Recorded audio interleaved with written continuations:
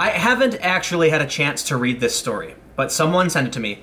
Meet the new face of UKIP, the free speech extremists, who could make UKIP dangerous again. What's a free speech extremist? Seriously, I don't know. Comment. Let me know what you think. I have no idea. It's somebody who, like, how are you an extremist on free speech? Either there's free speech or there isn't, right? Like, I understand that there are varying ideologies related to free speech, but typically free speech is the right to self-expression, and there are limits on it in the US, like no yelling fire in a theater and no inciting people to violence. So I guess a free speech extremist is somebody who thinks you should be allowed to incite to violence, which doesn't describe any of the people in here. We've got Paul Joseph Watson, Sargon of Akkad, Count Dankula, and Milo Yiannopoulos.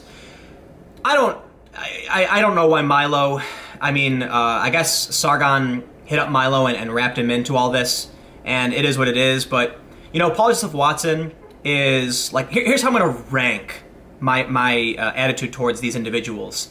I like Count Dankula, number one. He is a great guy. I think he's funny. I've talked about his politics. I think I like his politics. Sargon is number two. I think Sargon can be mean. I think Count Dankula can be mean too, but I think Sargon comes to a point of argument too often, or in arguments too often is insulting and condescending, more so than Dankula. But for the most part, I don't think Sargon is a bad person in any way. He has every right to insult people. Personally, I think it's counterproductive. Paul Joseph Watson is more extreme. You know, he mocks people, he makes fun of them all the time. By all means, allowed to do it. I just don't think it's going to help anything. And then Milo, absolute worst. Sure, you can agree with his opinions, but man, the guy just causes so many problems. He's a provocateur. You know, it's what he does. And I don't think he's to blame for every bit of controversy that he's been involved in. You know, obviously when Antifa shows up and protests him, when the news reports on him in a certain way and creates fervor, it's not like that's always his fault. But, you know, the guy strives to be provocative. And that can often make the whole situation a lot worse. But let's look at what this story's about. Enough of my ranting. A string of high-profile hard-right influencers. Okay, I'm going to stop right there. Count Dankula is absolutely not hard-right. Neither is Sargon. I think Paul Joseph Watson is actually moderate-right, but I don't know where you'd put him. You know, he works for InfoWars, so there's, you know, he's criticized for his affiliation there. Milo, I don't think Milo is hard-right either. You know, maybe Milo might be considered the further right. He's much more conservative. But Dankula and Sargon are literally on the left. Like, they just did political tests, like eight values in the political compass. Anyway, hard-right influencers have publicly joined UKIP, sparking an influx of their young, largely alt-right followers into the party membership. Whoa! No! No! Fake news. I just did a video talking about fake news. Why is the Mirror gonna put out fake news? This is fake news. The alt-right followers. The alt-right doesn't like Dankula or Sargon. The alt-rights actively tried to get Sargon banned from certain platforms. I think they contributed, some alt-right people contributed to him getting banned on Twitter even. And Milo is a gay Jew. I don't know. Anyway, last week, Paul Joseph Watson, Sargon of Akkad, Count Dankula, and former tech blogger Milo Yiannopoulos announced they were joining the Ailing Party. And the party has welcomed their new members who prefer to label themselves classical liberals, or radical centrists rather than alt-right. So why call them alt-right? Alt-right is clearly defined as people who support a white ethno-state. What unites them is a fundamentalist, almost fanatical defense of freedom of speech. What? In practice, that often means the freedom to say whatever they want and attack whomever they please. However they please, to their enormous and engaged social media following without consideration or consequence. What does that mean? What does attack mean? Like, insult people? I mean, yeah, you have a right to do it. On private platforms, you might get banned if you do it too much. I mean, Milo got banned, Sargon got banned. Sargon didn't get banned for harassing anybody. I don't know why he got banned, but I know that, I believe, I'm not 100% sure, but I'm pretty sure Sargon posted, like, gay interracial porn, sending it to alt-right people. That's what I find funny. Like, they call him alt-right, and I could be wrong about this, but I heard that in an argument with the alt-right, he sent a photo of gay interracial porn to, like, mock them. So, like, yeah, I don't know, he's clearly not, but UKIP has welcomed them with open arms, and their arrival is likely to inject a new and different energy into the party, which has teetered on the brink of irrelevance since the Brexit referendum. But could they make UKIP dangerous again? Oh, geez. So let's look at this. Count Dankula. Mark Meechan, better known as Count Dankula, told his Twitter followers he would join UKIP if they retweeted him 10,000 times. They did, and he did. That's actually funny. You know, they're telling the truth, but I think that's funny. Meechan was successfully prosecuted for publishing a video in which he appears to teach his girlfriend's pug to do a Nazi salute every time he said, I can't say that, I'm on YouTube, but you know what he said. He is also a vocal supporter of Tommy Robinson. I believe Dankula is a vocal supporter of Tommy Robinson. I'm not 100% sure. Probably. I don't know. Let's see. Paul Joseph Watson. Who's this guy? He is the editor-at-large at conspiracy theory website InfoWars, which has repeatedly claimed the Sandy Hook massacre may have been faked by the government. Yes, but I think they walked that back.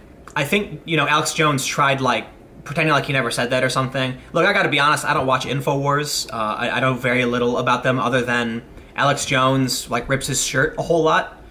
My opinion is that Alex Jones is an entertainer. I don't know if he's seriously trying to be a news presenter, because I've seen way too many videos of him standing up, ripping his shirt off, and, like, weeping into the camera. And I've been in several situations where people, like, I've seen young people watching Alex Jones laughing hysterically, because I gotta admit, like, of the videos I've seen of Alex Jones ripping his shirt off and crying, he's really funny. It is really funny to watch. I don't know if he's trying to be funny, but when he, like, cries and then, like, pounds on the desk and, like, throws paper in the air and then, like, rips his shirt in half, it's a funny show. If people are taking a lot of his more, you know, crazier theories seriously, that's worrisome. But again, I'm not a fan of InfoWars, I don't watch it, so I think it's fair to criticize Paul Joseph Watson for being affiliated with it, but I will say Paul Joseph Watson is an entirely different market than InfoWars in terms of, like, the kind of content he produces. I think Paul produces very partisan, very biased, and sometimes inaccurate content, but I don't find him to be disingenuous. I think a lot of his stuff, I'd put it on par with, like, Breitbart and Huffington Post in terms of partisanship. It means he's going to get some stuff wrong because of his bias and what he's focused on, but I don't think he's nearly as bad as, or I don't want to say necessarily, yeah, I don't think he's nearly as bad as some of the crazier conspiracies that have come out of InfoWars over the past several years. Moving on, though. He has regularly told the truth about Islam, complained about social justice warriors and immigration, and made unfounded claims about Hillary Clinton's health to the 875,000 followers on his Prison Planet Twitter account. He talked about Hillary Clinton's health before most people, like it was one of his videos went viral. But didn't we find out she had pneumonia or something? Like, she was sick? I mean, I think, I don't know if Paul claimed this, but people were claiming that she had Parkinson's or something, and I think that might be a step too far, but I'm pretty sure she had, like, pneumonia or something. I don't know, I'm pretty sure she was sick. I don't think that was a conspiracy. Anyway, Sargon of Akkad. Look at this guy. Look at that evil face. I'm just kidding. He looks very concerned in this photo. Around the same time, Carl Benjamin, aka Sargon of Akkad, paid his £30 membership fee. He is a YouTube shouter, who has described Harvey Weinstein's victims as gold-digging whores and defended Elliot Rodger as a poor effing guy who had no option but to murder 6 people because of feminism. I gotta say, I really don't think that's true. The poor effing guy might make sense, but I'm pretty sure these are pulled way out of context.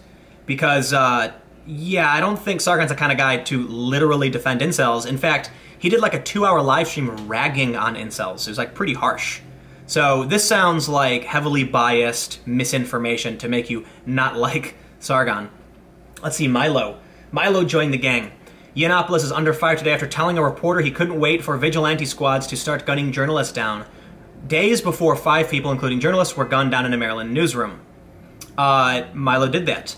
Now, this is interesting because Milo said these were private comments. He was basically telling these journalists, you know, to F off. And, I'm kind of like, well, I don't think he's off the hook. I don't think that's a great excuse for saying that to a journalist. Look, the journalists are looking for a comment. That's the comment he supplied, and they published it. But of course they published it. They want to be the victims. So look, if Milo sends private comments to a journalist, you know, they have no obligation to publish them, and they hold some responsibility by publishing some nonsense from some guy. You know, he posted, in his post he said, he's either totally irrelevant or extremely dangerous, but he can't be both. That, I agree. You know, you can't you can't claim that Milo's gone and irrelevant, then email him for a comment, and when he says some nonsense to you, basically blowing you off, ignoring your question, publish it and flail your arms about, saying like, oh God, Milo wants us to die. At the same time, Milo should know better, because of course they're going to publish his comment. Nobody's innocent here. You know, when you're engaging in this partisan bickering, don't be surprised when it goes bad. It is what it is. What happens next? There followed a spike in membership, anywhere from 500 to 1,000 in a few days, depending on who you ask. While not momentum numbers, it amounts to around a 5% bump in membership in a very short space of time. UKIP sources say the new members are younger, angrier, and more extreme in their defense of free speech and libertarianism than the party has ever seen. It's unclear how seriously the new faces of UKIP are taking the move, which Watson joked was a soft coup, and Benjamin described as both important and hilarious. Well, important is arguable. I do find it hilarious for one reason. I don't live in the UK. I don't have a very strong opinion on Brexit and the EU, but I will say Article 13 is very worrying. So if Brexit actually happens and they can get out of Article 13, that's probably a good thing. Everything else, way too complicated, hard for me to know exactly. But hilarious indeed, because look at the response. Everyone's freaking out because some guys on YouTube decided to join a political party, and now there's this uproar, and it's funny. I'm not saying it's good or bad. I don't know. I'm rather neutral on it because I'm not, somebody who lives in the UK, but I think it's funny. Let's see. One senior party figure told there were no plans to make Watson and Friends party spokesman, but suggested a comparison. Think of Paul Joseph Watson as UKIP's version of Owen Jones. There are risks, of course, but better risk than irrelevance. Moving forward, 2 events loom large on UKIP's calendar in the next few months. In August, they will hold elections for their National Executive Committee, the body which sets party rules and policy. And the following month, the party is planning their annual conference in Birmingham, which Watson has already started promoting on his Twitter account.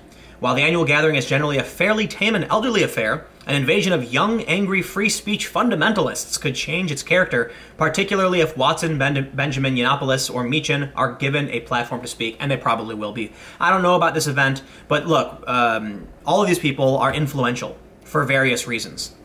Milo, he is the shock jock of Twitter, no longer on Twitter. Then we have Sargon, who has slowly built up this following, and I think Sargon's rather interesting in all this. I'm very critical of him when he insults people and he's mean to people, and we've talked about this. He knows I'm critical of him for this. He's allowed to do it. It is what it is. But he also has really well done pieces on like Syria and Venezuela, which I found rather interesting. I don't think this man is a fool. I think he reads a lot. I think he knows that he needs to have his facts in order to do the work that he does. But I want to point out that it's very interesting that he is essentially an anti-feminist shitposter whose content has started evolving now to where he's doing these like 45-minute, long-form pieces on Syria and Venezuela, which is, wow, it's rather impressive. There's a lot to criticize all of these people for, no doubt. So let's, like, Paul Joseph Watson, I ragged on him for a little bit. Again, like, I'm fairly neutral on most of these people. I don't think these are hard right, far right. I know Dankula. Dankula's left. He's got a big commie star on his chest, and I think for the most part, he's a great dude. I think he can be mean to people. Sure, he plays the game, he trolls. But for the most part, he tells jokes, and I think he's really genuine and sincere. And he gave a great speech at the free speech rally. So it is what it is. There you go. That's my breakdown of this article where mirror.co.uk is freaking out over free speech extremists. But hey, what can you do about it? Anyway, stay tuned. I think I'm going to have one more video up that's probably really offensive and probably going to be a little bit shorter, so stay tuned.